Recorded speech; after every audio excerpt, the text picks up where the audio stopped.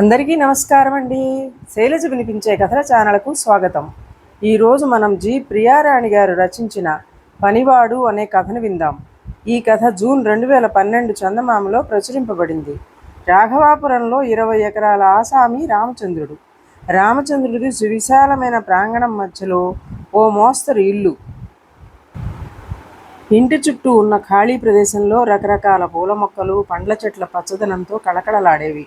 రామచంద్రుడి దగ్గర తోటమాలిగా ఉన్న వీరయ్య కాలం చేయడంతో కొత్త పనివాడు అవసరమయ్యాడు.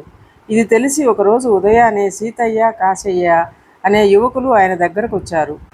ఇద్దరి వివరాలను అడిగిన రామచంద్రుడు తాను ఒక ముఖ్యమైన పనిపై పట్నం వెళుతున్నానని, మరుసటి రోజు ఉదయం కనిపించమని చెప్పి తన గుర్రబగ్గీ మీద వెళ్ళిపోయాడు. సూర్యుడు నడినెత్తికొచ్చేసరికి ఆయన ఇంటికి చేరాడు. ప్రధాన ద్వారం దగ్గర సీతయ్య మట్టిని సరిచేస్తూ, దారికి అడ్డంగా అక్కడక్కడా ఉన్న చిన్న చిన్న రాళ్లను ఏరి పారివేస్తూ కనిపించాడు. రామచంద్రయ్య బగ్గీని నిలిపి, పైన ఎండ మండిపోతోంది, రేపు ఉదయాన్నే కనిపించమన్నానుగా, ఇక్కడేం చేస్తున్నావు అని అడిగాడు. సీతయ్య వినయంగా లేచి నిలబడి, అయ్యా, ఉదయం తమరు బగ్గీలో పోతున్నప్పుడు గుర్రం కాలు జారి ఇక్కడున్న చిన్న గుంతలో పడి బగ్గీ మొత్తం అదిరింది. ప్రమాదాలు చెప్పిరావు, అందుకే దానిని సరిచేస్తున్నానయ్యా అన్నాడు భయపడుతూ. రామచంద్రయ్య, కాశయ్య నా మాటకు విలువనిచ్చి వెళ్ళిపోయాడు. అది మంచి పనే. అయితే సీతయ్య నా క్షేమం కాంక్షించాడు.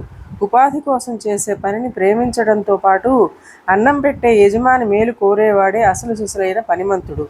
ఇటువంటి వారే చేసే పని పట్ల నిబద్ధత కలిగి ఉంటారు అని ఆలోచించి సీతయ్యను తోటమాలిగా తీసుకున్నాడు. ఇదండి కథ. ఈ కథ మీకు నచ్చినట్లయితే లైక్ చేయండి, షేర్ చేయండి, కామెంట్ చేయండి, సబ్స్క్రైబ్ చేసుకొని నన్ను ఎంకరేజ్ చేయండి. నమస్కారం అండి.